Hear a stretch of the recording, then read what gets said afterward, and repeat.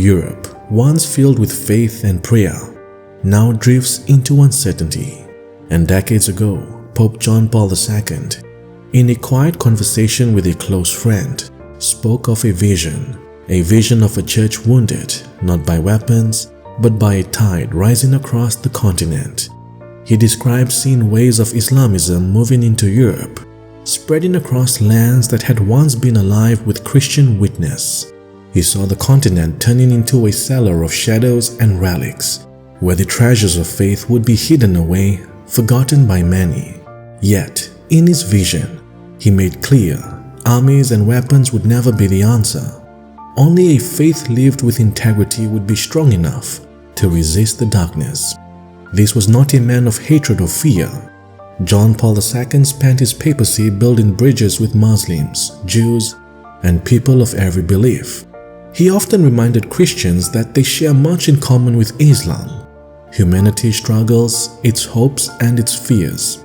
The vision he described was not an attack on people, but a warning against what happens when Europe loses its Christian identity, when secularism and moral compromise leave a vacuum ready to be filled. The prophecy is not just about an invasion. It's a call to self-examination.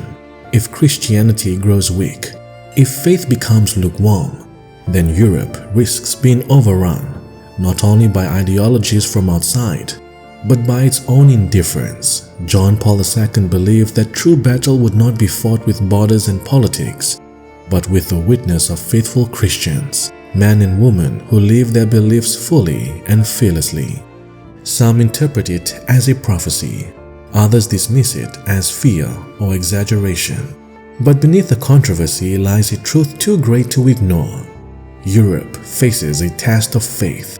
Will it rediscover its roots or allow its soul to be replaced by silence?